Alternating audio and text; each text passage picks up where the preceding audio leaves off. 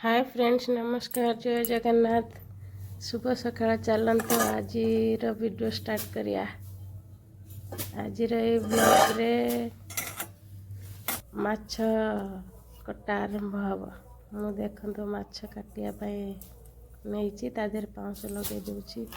यहाँ है आमर रोई माछ। यही माछ को आज आंबुल पकई आलू पकई झोल करिया। आम सुनिकिटर रोई माछ आंबुल झोल पसंद। सकाल उठीगले उठिकी सब कम सारिकी सुनिकिटी को खुई स्कूल विदा करी तापर मु लगिगली एठी माछ काटियारे। देखंतु मु माछ वालाटा को कहली माछ टिके काटी दियो। से कहला मु पनिकी आनी नाई, सेतपाई मते काटिया को पड़िला। जा भी हो मते तो एते माछ काटी आसेनी, जा भी हो काटिया को पड़ियो। देखो माछरे काती छड़ियाटा भारी कष्ट मते। ये धीरे धीरे काती बाहर नाई, तेणु मत भी काटी आसुना।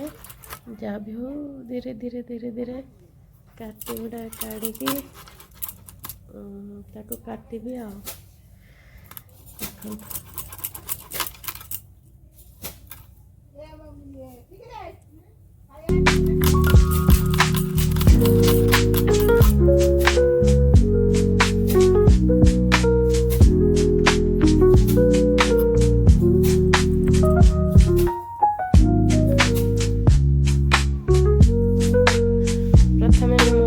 मसला बाटियापाई रसुण, पियाज, जीरा, सोरिष, लंका एगुड़ी को भल भाव बाटी नेबी।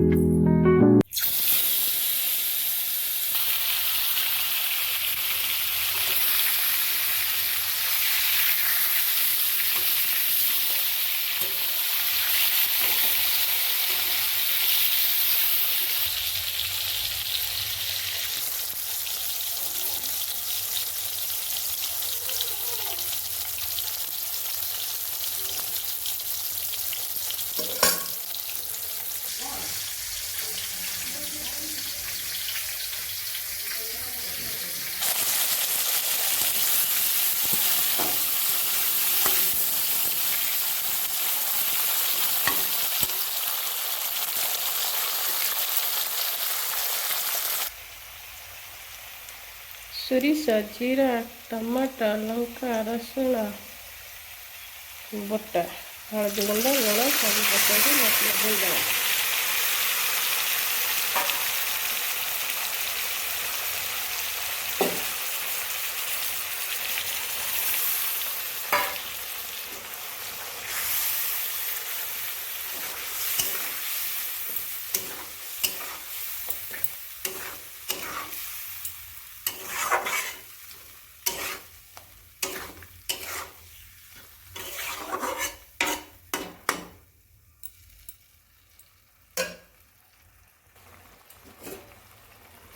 बेटा 5 मिनट घोड़े दबा।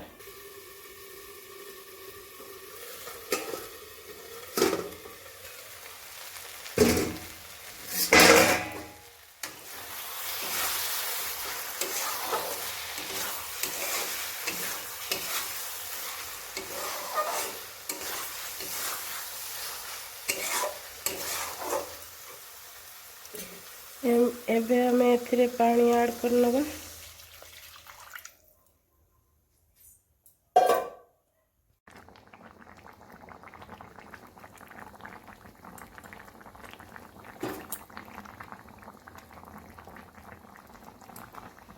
एथिरे मु आंबुल खंडे ऐड कर देछि। टिके खट्टा खट्टा लगे भल लगे खाइबा। ये देखंतु आंबुलटा पड़ुछि एबे माछ पकेइदिली से के घोड़ाई दबा आमर रोई माछर आंबुल झोल एवं चूना माछ भजा प्रस्तुत हो गला। आज भिडियोटी एठी रखुछि। जय जगन्नाथ।